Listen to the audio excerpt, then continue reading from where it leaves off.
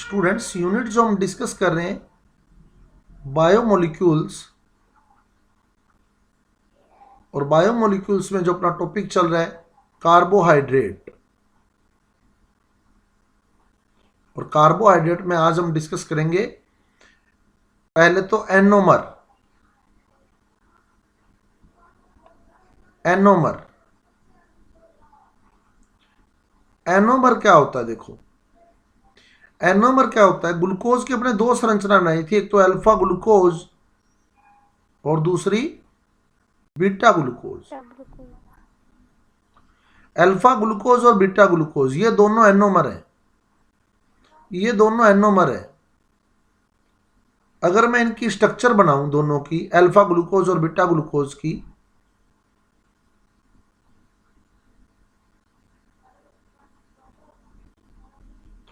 तो दोनों के कॉन्फ़िगरेशन में, दोनों के विन्यास में किस पोजीशन पर चेंज था, किस जगह पर भिन्नता थी दोनों के विन्यास में? बताओ कौन से कार्बन पर इनका विन्यास अलग अलग था? First carbon. फर्स्ट कार्बन पर। ये अल्फा ग्लूकोज बना रहा हूं, HOH HOH OHH HOH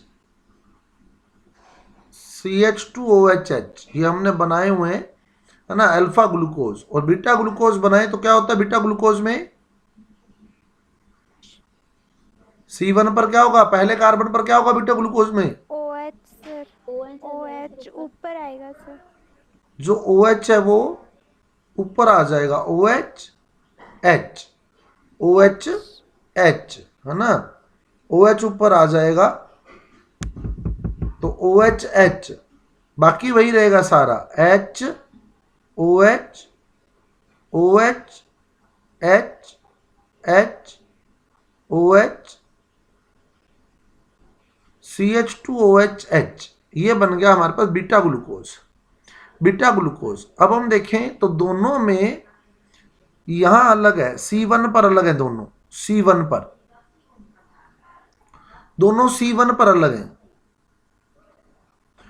C1 पर कौन सा क्रियात्मक समूह होता है बताओ? ग्लूकोज में C1 पर कौन सा क्रियात्मक समूह था? एल्डिहाइड। फर्स्ट कार्बन पर एल्डिहाइड, फर्स्ट कार्बन पर CHO था, है ना। तो दोनों जो विन्यास है, ये दोनों जो यौगिक हैं, दोनों जो कंपाउंड हैं, ये C1 कार्बन पर अलग अलग विन्यास दर्शा रहे हैं, यानी एल्डिहाइड वाले कार्बन पर अलग अलग विन्यास दर्शाते हैं। एल्डिहाइडिक कार्बन जो है, एल्डिहाइडिक कार्बन पर विन्यास भिन्न, एल्डिहाइड कार्बन पर इनका विन्यास जो है भिन्न है। अब अगर मैं फ्रक्टोज की बात करूं, फ्रक्टोज की, तो फ्रक्टोज में भी अपने दो पढ़े थे, alpha fructose beta fructose. Fructose में कितने सदस्य वाली वलय थी? फ्रक्टोज में 5 मेंबर्ड रिंग। फ्रक्टोज में जो रिंग थी वो 5 मेंबर्ड रिंग थी, है ना। तो अल्फा फ्रक्टोज और बीटा फ्रक्टोज अगर अपने बनाए,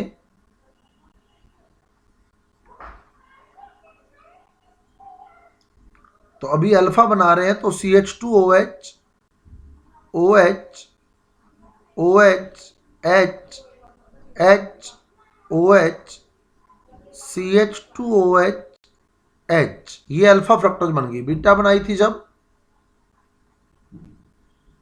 OH ऊपर आएगा सर। OH ऊपर आएगा, OH CH2OH OH H H OH CH2OH H। अब इसमें अगर देखें तो कौन से कार्बन पर विन्यास अलग अलग है, कौन से कार्बन पर कॉन्फ़िगरेशन अलग है? Sir 2 number carbon. कौन से कार्बन पर? 2 इस नंबर कार्बन पर, है ना, कार्बन। इस कार्बन पर। कितने नंबर कार्बन है ये? 2 नंबर 2 नंबर, C2 पर भिन्नता है, C2 पर, है ना। C2 कौन सा कार्बन था, कौन सा समूह था यहाँ? कीटोन, यानी कीटोनिक कार्बन पर विन्यास अलग अलग है, कीटोनिक कार्बन पर कॉन्फ़िगरेशन चेंज है। कीटोनिक कार्बन पर विन्यास भिन्न। तो ये जो जोड़ा होता है ना, ये जो पेयर होता है, ये जो युग्म होता है, इसी युग्म को हम बोलते हैं एनोमर। एनोमर यानी जो या तो एल्डिहाइडिक कार्बन पर विन्यास अलग अलग रखे या कीटोनिक कार्बन पर विन्यास अलग अलग रखे, यानी प्रकाशिक समावयवियों का वह युग्म। प्रकाशिक समावयवी हैं ये दोनों प्रकाशिक समावयवी हैं, है ना, सक्रिय है प्रकाशिक रूप से, प्रकाशिक रूप से सक्रिय है ये। तो प्रकाशिक समावयवियों का वह युग्म, या सीधा ही देख लें वह युग्म, कार्बोहाइड्रेट का वह युग्म जो कार्बोनिल कार्बन, कार्बोनिल समूह कौन सा होता है, एल्डिहाइड और कीटोन, कार्बोनिल कार्बन यानी एल्डिहाइडिक कार्बन या कीटोन कार्बन, कार्बोनिल कार्बन मतलब एल्डिहाइड कार्बन या कीटोन कार्बन पर भिन्न भिन्न विन्यास रखता है।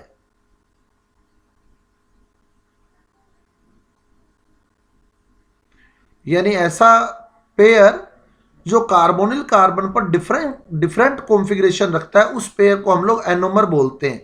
तो अल्फा ग्लूकोज और बीटा ग्लूकोज दोनों एनोमर हैं, एनोमर है ये दोनों। ऐसे ही अल्फा फ्रक्टोज और बीटा फ्रक्टोज भी एनोमर है। समझ आ गई बात? एनोमर किसको बोलोगे? एनोमर, एनोमर किसको बोलोगे? जिसमें विन्यास कहां अलग अलग हो, विन्यास में कहां भिन्नता होनी चाहिए, कॉन्फ़िगरेशन कहां चेंज होना चाहिए? कार्बोनिल कार्बन पर। कार्बोनिल कार्बन पर अगर विन्यास भिन्न भिन्न है ना, तो बोलेंगे एनोमर। और अगर कार्बोनिल कार्बन पर विन्यास सेम हो और किसी कार्बन पर अलग अलग हो, तो उसको बोलते हैं एपीमर। एपीमर दो प्रश्न बनते हैं, एक तो एनोमर और एक एपीमर। एनोमर तो क्या होगा? एनोमर जिसमें विन्यास में कहां भिन्नता आएगी?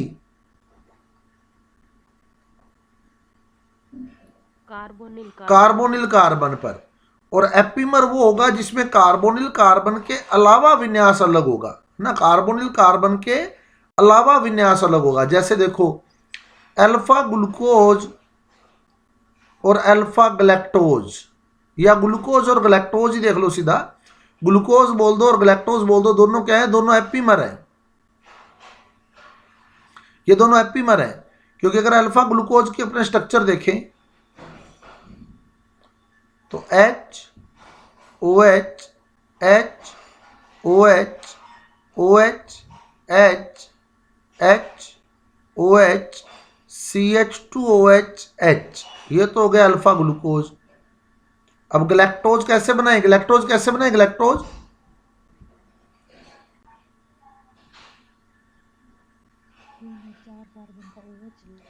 गलैक्टोज में 4th नंबर कार्बन पे तीसरा और चौथा, तीसरे और चौथे दोनों कार्बन का OH जो होता है वो लेफ्ट साइड में होता है।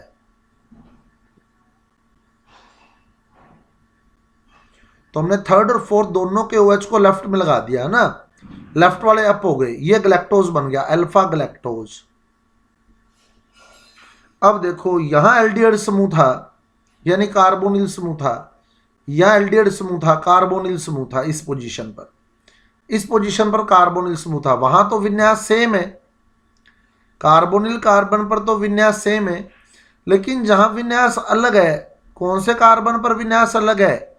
C4 कार्बन पर विन्यास अलग है, चौथे कार्बन पर विन्यास अलग है। तो क्या चौथा कार्बन कार्बोनिल कार्बन था क्या? नो सर, नहीं, है ना। तो ग्लूकोज और गलैक्टोज जो हैं दोनों एपीमर हैं, एपीमर। C4 एपीमर के नाम से आएगा ये, C4 एपीमर, यानी चौथे कार्बन पर विन्यास अलग अलग है। और C2 एपीमर का एग्जाम्पल पूछ ले तो ग्लूकोज का C2 एपीमर कौन है? C2 epimer mannose. C2 epimer का मतलब है कि दूसरे कार्बन पर विन्यास भिन्न भिन्न होगा। तो ग्लूकोज का C2 एपीमर जो है वो मैनोज है। तो अगर कार्बोनिल कार्बन पर विन्यास अलग अलग है तो होता है एनोमर, और अगर कार्बोनिल कार्बन के अलावा विन्यास अलग अलग है तो होता है एपीमर। ठीक है, एनोमर और एपीमर। क्लियर? और एनोमर जो होते हैं वो दो फॉर्म में मिलते हैं, एक अल्फा और एक बीटा। एनोमर दो फॉर्म में मिलते होते हैं, अल्फा फॉर्म, अल्फा रूप, और बीटा फॉर्म यानी बीटा रूप। एनोमर दो रूपों में मिलते हैं, अल्फा और बीटा। जैसे हमने ग्लूकोज की दो फॉर्म बनाई, alpha glucose, beta glucose. Fructose की दो फॉर्म बनाई, अल्फा फ्रक्टोज, बीटा फ्रक्टोज। तो ये एनोमर होते हैं। और एनोमर बनने का कारण पूछ रहे तो क्या कारण है? एनोमर बनने का कारण क्या रहा? ग्लूकोज की चक्रीय संरचना बनना, फ्रक्टोज की चक्रीय संरचना बनना, है ना। अगर ये साइक्लिक स्ट्रक्चर नहीं बनती तो क्या एनोमर बन जाते? क्या अल्फा बीटा बन जाता क्या अगर साइक्लिक स्ट्रक्चर नहीं होती?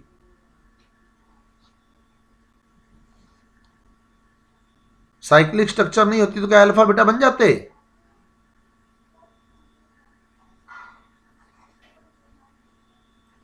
अल्फा बीटा जो है वो साइक्लिक स्ट्रक्चर में ही आए हैं ना। और साइक्लिक स्ट्रक्चर क्यों बन रही थी? हेमी एसीटेल अथवा हेमिकिटेल के निर्माण के कारण। हेमी एसीटेल अथवा हेमिकिटेल बनने के कारण।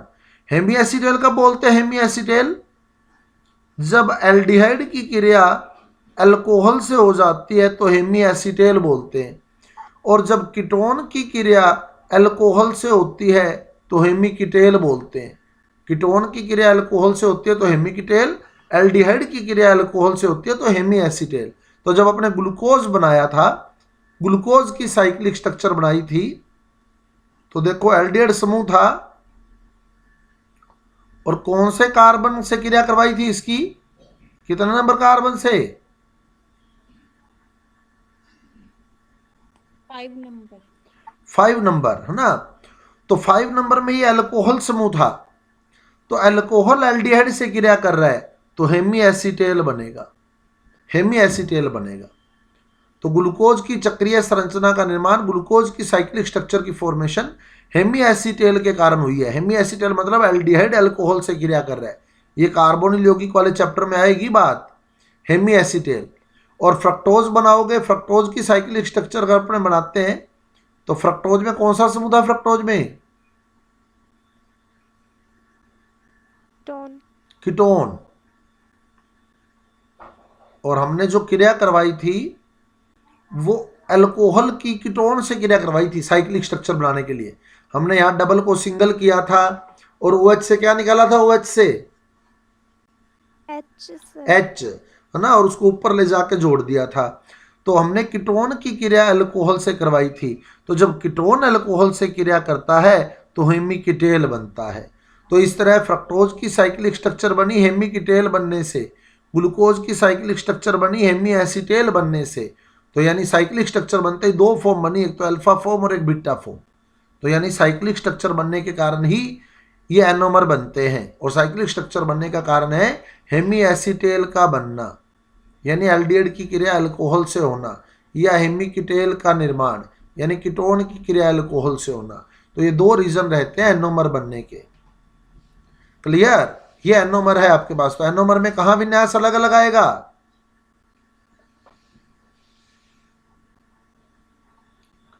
एनोमर में अगर बात करें, एनोमर में कहां विन्यास अलग होगा? कार्बोनिल समूह पर। अगर एनोमर छांटना हो तो कार्बोनिल कार्बन पर विन्यास अलग करना है। कार्बोनिल कार्बन बोले तो एल्डिहाइड अथवा कीटोनिक कार्बन पर विन्यास भिन्न होगा। और अगर एपीमर छांटने का बोल दे तो कार्बोनिल कार्बन के अलावा कोई भी कार्बन। कार्बोनिल कार्बन के अलावा किसी अन्य कार्बन पर विन्यास भिन्न भिन्न होगा, वो एपीमर हो जाएंगे। जैसे ग्लूकोज और गलैक्टोज होते, ये समावयवी हैं, glucose and गलैक्टोज, glucose and गलैक्टोज, glucose and mannose, ये एपीमर है। अब बात करें म्यूटा रोटेशन की। म्यूटा रोटेशन, म्यूटा रोटेशन क्या होता है?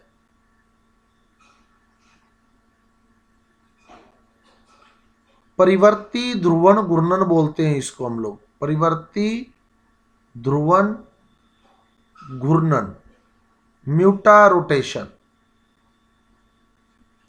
म्यूटा रोटेशन, परिवर्ती ध्रुवण घूर्णन। परिवर्ती का मतलब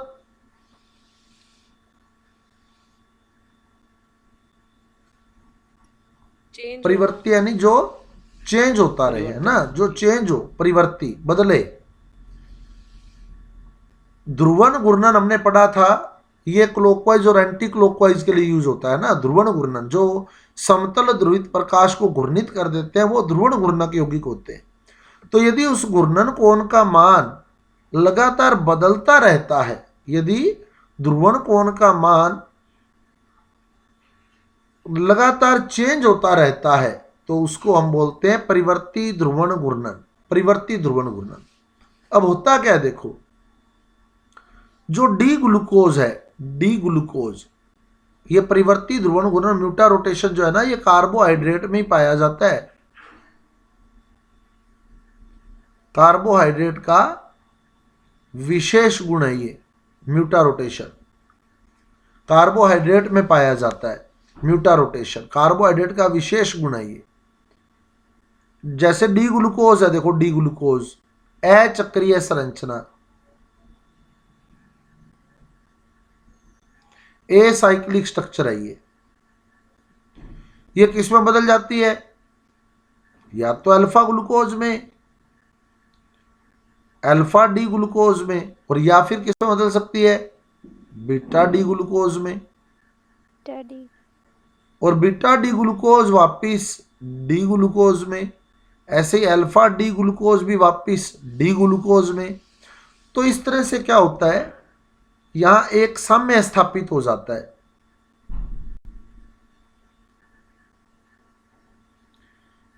इक्विलिब्रियम एस्टेब्लिश हो जाता है, जिसमें अल्फा ग्लूकोज लगातार डी ग्लूकोज में, डी ग्लूकोज लगातार बीटा ग्लूकोज में बदल रहा है, बीटा ग्लूकोज वापस डी ग्लूकोज में, डी ग्लूकोज वापस अल्फा ग्लूकोज में चेंज हो रहा है। तो ये काम कंटिन्यू चलता रहता है, साम्य स्थापित हो जाता है। अब साम्य स्थापित हो जाता है जब ये काम लगातार चल रहा है, अल्फा डी में बदल रहा है, डी बीटा में बदल रहा है, बीटा वापस डी में बदल रहा है, डी फिर अल्फा में बदल रहा है, ये काम कंटिन्यू चल रहा है। तो इस समय अगर अपने ध्रुवण घूर्णन कोण का मान देखें, ऑप्टिकल जो रोटेशन एंगल है उसकी वैल्यू अगर देखें तो वो लगातार चेंज होती रहती है। डी ग्लूकोज का जो ध्रुवण कोण होता है वो होता है +52 डिग्री, +52 डिग्री। क्या मतलब है प्लस का मतलब, डेक्स्ट्रोरोटेटरी, यानी ये दाईं ओर घुमाएगा समतल ध्रुवित प्रकाश को। कितना दाईं ओर घुमाएगा, 52 डिग्री। डी ग्लूकोज थोड़ी देर बाद अल्फा ग्लूकोज में बदला, अल्फा ग्लूकोज का जो ये एंगल होता है वो होता है +112 डिग्री, यानी अल्फा ग्लूकोज कितना घुमाएगा, दाईं ओर 112 डिग्री घुमाएगा। तो 52 डिग्री से बढ़कर कितना हो गया, 112 डिग्री हो गया। थोड़ी देर बाद ये अल्फा वापस डी में बदल जाता है, यानी 112 वापस 52 में बदल जाता है। डी बदलता है बीटा में, तो जब डी बीटा में बदला तो बीटा का जो ये रोटेशन एंगल है, जो कोण है घूर्णन कोण, ये होता है +19 डिग्री, +19 डिग्री। तो 52 से 19 हुआ यानी घट गया, और 19 से थोड़ी देर बाद वापस 52 हो जाएगा। तो इस तरह लगातार चेंज होता रहेगा। 52 से कितना हो गया, 52 से 112, 112 से फिर 52, 52 से 19, 19 से फिर 52। तो ये कंटिन्यू जो है चेंज होता रहता है। 52 से 112 होता है, 112 से वापस 52 होता है, 52 से फिर 19 होता है, 19 से फिर 52 हो जाता है। ये काम कंटिन्यू चलता रहता है। तो बताओ रोटेशन एंगल स्थिर हो गया क्या, कांस्टेंट हो गया क्या रोटेशन एंगल, या कंटिन्यू चेंज हो रहा है?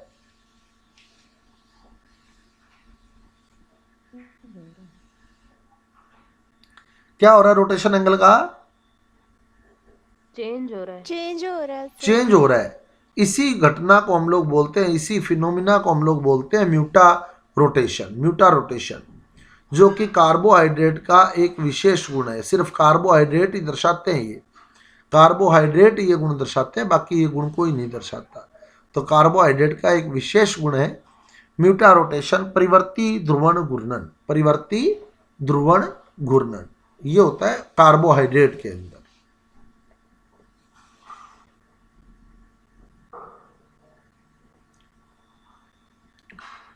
अब आती है ग्लूकोज की रासायनिक अभिक्रियाएं, केमिकल रिएक्शन ऑफ ग्लूकोज। इसमें मैं एक फ्लो चार्ट बनवा रहा हूं, वो चार्ट आपको तैयार रहना चाहिए, वहां से क्वेश्चन पुट हो सकता है। Chemical reaction of glucose, glucose की रासायनिक अभिक्रियाएं। पहले तो ग्लूकोज की संरचना देखें, तो ग्लूकोज में फंक्शनल ग्रुप कौन सा है, क्रियात्मक समूह कौन सा है? Aldehyde. Aldehyde. Secondary alcoholic group कितने हैं, द्वितीयक अल्कोहलिक समूह कितने हैं?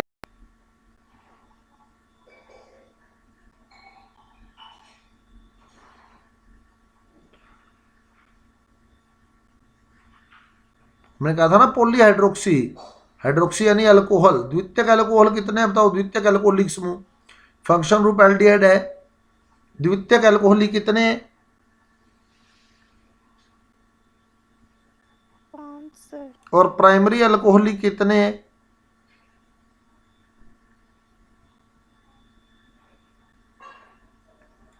प्राथमिक अल्कोहलिक ग्रुप,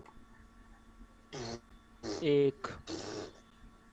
प्राथमिक अल्कोहलिक एक है, और सेकेंडरी वाले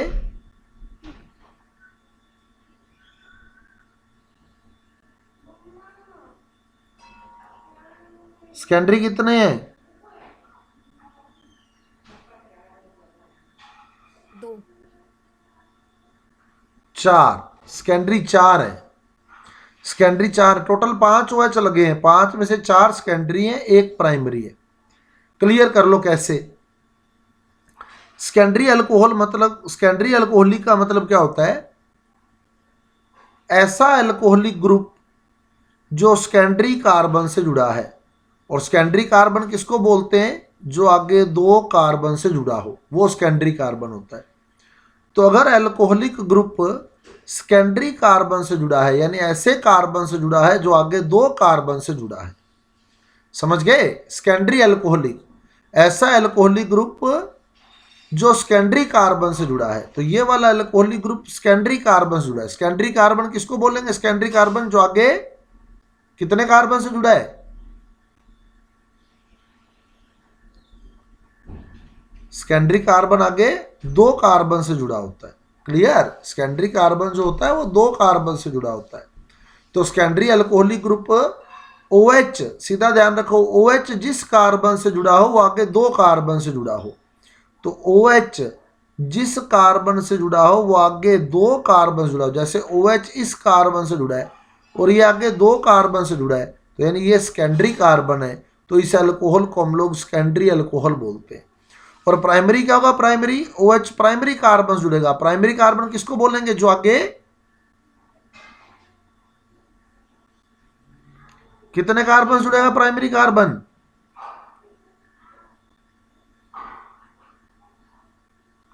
एक ही कार्बन से जुड़ेगा, है ना। OH प्राइमरी कार्बन से जुड़ा हुआ, यानी प्राइमरी कार्बन ऐसा कार्बन होता है जो आगे एक ही कार्बन से जुड़ता है। ये आगे कितने से मर्जी जुड़ा हो, इससे कोई मतलब नहीं है, ये ध्यान रखना। लेकिन OH जिस कार्बन से जुड़ा है वो एक ही कार्बन से जुड़ा है।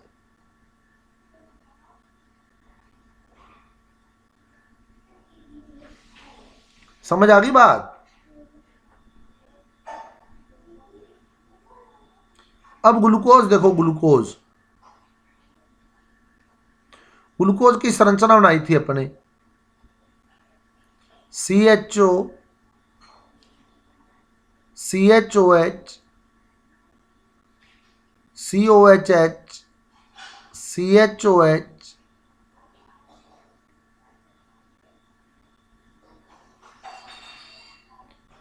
CHOH, CH2OH।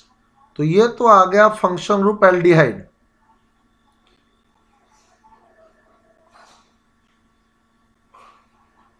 अब ये देखो, OH जिस कार्बन से जुड़ा है, ये वाला कार्बन बताओ आगे कितने कार्बन से जुड़ा है?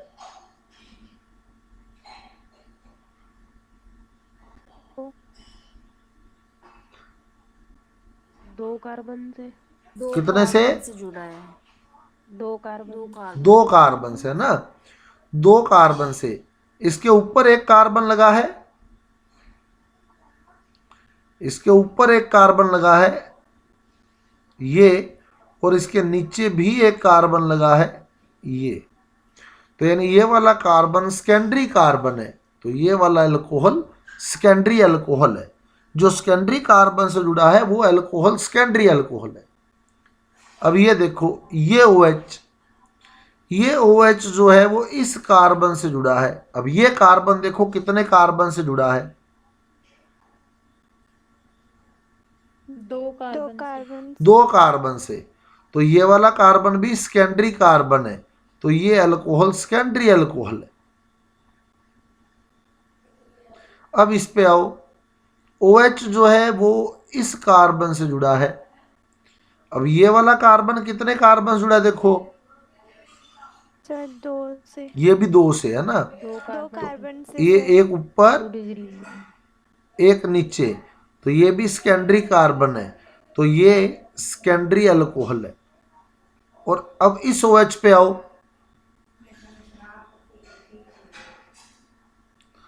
ये जिस कार्बन से जुड़ा है वो आगे कितने कार्बन से जुड़ा है? दो से। तो ये वाला कार्बन सेकेंडरी कार्बन है, तो ये अल्कोहल सेकेंडरी अल्कोहल है। अब इस पे आओ, लास्ट वाले पे। अब इसमें देखो, ये OH है, ये OH है, ये इस कार्बन से जुड़ा है। अब ये कार्बन बताओ आगे कितने कार्बन से जुड़ा है? एक कार्बन। एक कार्बन से। तो ये प्राइमरी अल्कोहलिक ग्रुप है। तो अब देखो फंक्शन ग्रुप आ गया एल्डिहाइड।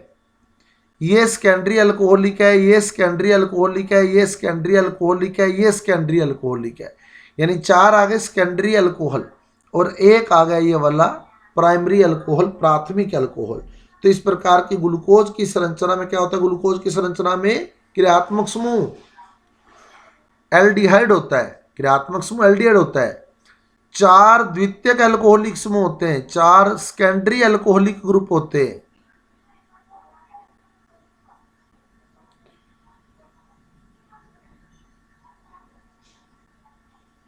और एक प्राथमिक अल्कोहलिक समूह होता है। आगे बात समझ, क्रियात्मक समूह एल्डिहाइड है, 4 द्वितीयक अल्कोहल है, एक प्राथमिक अल्कोहल है। क्लियर है रिएक्शन? जो बातें बताई हैं आपको, फंक्शन कौन सा function group? Aldehyde, 4 secondary alcohol, एक प्राथमिक अल्कोहल। अब ग्लूकोज की जो रिएक्शन आएंगी कौन कौन सी आएंगी देखो, और किस बात को प्रूव करेंगी वो, ये देखना है आपने मेन। ग्लूकोज की जो हम रिएक्शन करेंगे, किस बात को कौन सी रिएक्शन प्रूव करेगी वो ध्यान रखना है आपने। सबसे पहले तो ग्लूकोज की अपने पुष्टि करेंगे 6 carbon in a straight chain, 6 carbon सीधी श्रृंखला में। क्वेश्चन यही ऐसे ही बनेगा, ग्लूकोज के 6 कार्बन सीधी श्रृंखला में उपस्थित है, किस अभिक्रिया से स्पष्ट करोगे? तो 6 कार्बन स्ट्रेट चेन में है, 6 कार्बन सीधी श्रृंखला में। इसके लिए जो हम अभिक्रिया चूज करते हैं, ग्लूकोज की reaction red P plus HI से करवाते हैं। ओनली HI भी आ जाता है एग्जाम में, रेड P प्लस HI से।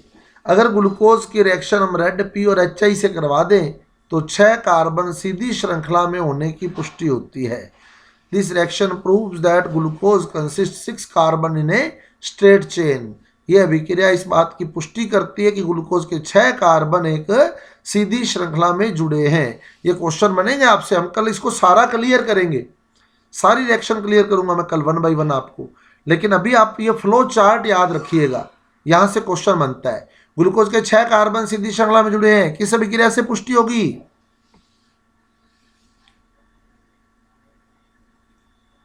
फॉस्फोरस की रिएक्शन HI से करवाने पर, लाल फास्फोरस और HI वाली अभिक्रिया से। ये कल आपको याद होना चाहिए, ठीक है ना, कल आपको याद होना चाहिए। उसके बाद हम इसकी 2 अभिक्रिया करवाते हैं। एक अभिक्रिया तो आती है इसकी HCN के साथ, ग्लूकोज की HCN के साथ अभिक्रिया, HCN के साथ, और एक आती है हाइड्रोक्सिल एमीन के साथ, NH2OH के साथ। दो अभिक्रिया आई, कौन कौन सी? एक तो HCN के साथ हाइड्रोजन साइनाइड के साथ, और दूसरी आई हाइड्रोक्सिल एमीन के साथ, हाइड्रोक्सिल यानी OH, एमीन यानी NH2। तो ग्लूकोज की दो अभिक्रिया आती है, कौन कौन सी? एक तो HCN के साथ, एक हाइड्रोक्सिल एमीन के साथ। ये ग्लूकोज में कार्बोनिल समूह की पुष्टि करती है, कार्बोनिल, कार्बोनिल समूह की पुष्टि।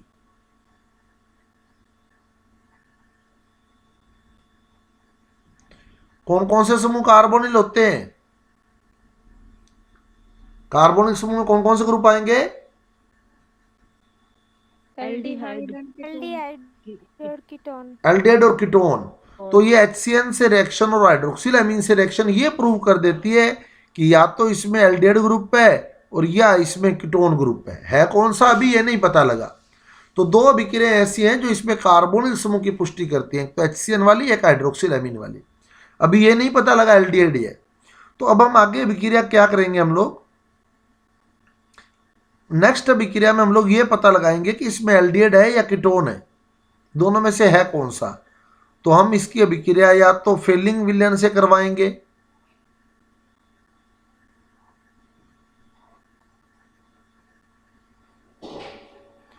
या टोलेन अभिकर्मक से करवाएंगे, या ब्रोमीन प्लस जल से करवाएंगे, यानी जलीय ब्रोमीन से करवाएंगे। तो ग्लूकोज की अभिक्रिया फेलिंग विलयन, टोलन अभिकर्मक, ब्रोमीन जल से करवाते हैं। कौन करता होता है फेलिंग विलयन से क्रिया? एल्डिहाइड या कीटोन? कौन करता होता है फेलिंग विलयन, टोलन अभिकर्मक, इनसे क्रिया कौन करता होता है?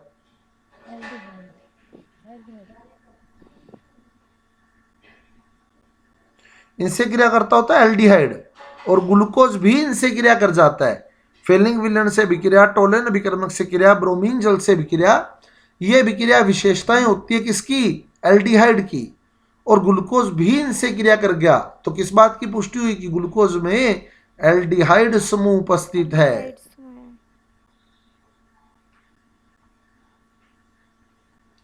एल्डिहाइड समूह उपस्थित है। तो पहले ग्लूकोज के 6 कार्बन सीधी श्रृंखला में है, किस अभिक्रिया से पुष्टि हुई? फॉस्फोरस और HI से। लाल फास्फोरस और HI के साथ अभिक्रिया से इस बात की पुष्टि हुई कि ग्लूकोज के 6 कार्बन सीधी श्रृंखला में। फिर हमने हाइड्रोजन साइनाइड से क्रिया करवाई और हाइड्रोक्सिल अमीन से क्रिया करवाई। तो ग्लूकोज ये दोनों अभिक्रियाएं कर गया, और ये अभिक्रिया या तो एल्डिहाइड करते होते हैं या कीटोन करते होते हैं। ग्लूकोज भी क्रिया कर गया तो इसका मतलब या तो ग्लूकोज में एल्डिहाइड है या ग्लूकोज में कीटोन है। तो इन दोनों अभिक्रियाओं से अपने को ये पता लग गया कि या तो ग्लूकोज में एल्डिहाइड है और या ग्लूकोज में कीटोन है। अब एल्डिहाइड और कीटोन में से है कौन सा, इसके लिए हम लोग फेलिंग विलयन का यूज कर सकते हैं, टोलेन अभिकर्मक का यूज कर सकते हैं, और ब्रोमीन जल का यूज कर सकते हैं। इनसे क्रिया कौन करता होता है, एल्डिहाइड या कीटोन? एल्डिहाइड। और ग्लूकोज क्रिया कर जाता है, इसका मतलब ग्लूकोज में कौन सा समूह है? एल्डिहाइड समूह है। ग्लूकोज में एल्डिहाइड समूह है। पहले तो ये ग्लूकोज की स्ट्रक्चर से रिलेटेड जितनी भी रिएक्शन है ये आपको आनी चाहिए। तो पहली क्रिया रेड फास्फोरस और HI से की, जिसने ये प्रूव कर दिया कि 6 कार्बन सीधी श्रृंखला में। दूसरी अभिक्रिया HCN से और हाइड्रोक्सिल अमीन से की, जिसने ये प्रूव कर दिया कि ग्लूकोज में कार्बोनिल ग्रुप है, क्योंकि एल्डिहाइड भी अभिक्रिया दिखाता है और कीटोन भी अभिक्रिया दिखाता है, ग्लूकोज भी दिखा रहा है। तो इसका मतलब ग्लूकोज में या तो एल्डिहाइड है या कीटोन है। फिर हमने क्रिया करवाई किससे? फेलिंग विलयन से, टोलेन अभिकर्मक से, ब्रोमीन जल से। कौन क्रिया करता होता है इनसे? एल्डिहाइड से। एल्डिहाइड। और ग्लूकोज क्रिया कर गया, इसका मतलब ग्लूकोज में कौन सा समूह है? एल्डिहाइड समूह है। एल्डिहाइड समूह। उसके बाद हम करवाते हैं ग्लूकोज का एसिटिलीकरण।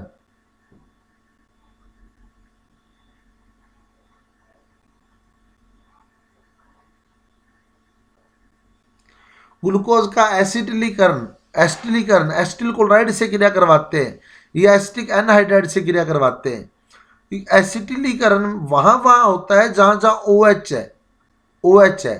तो कितने OH थे बताओ ग्लूकोज में?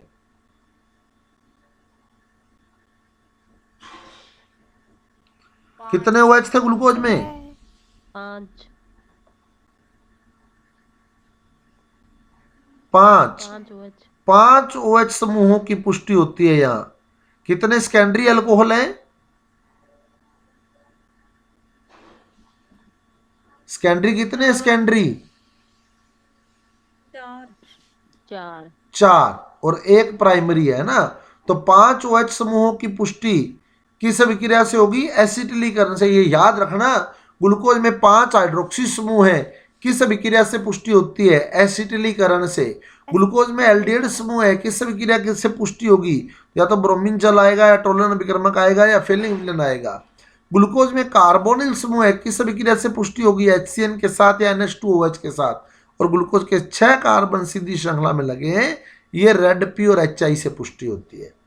अब एक अभिक्रिया इसमें और आपने नोट करनी है,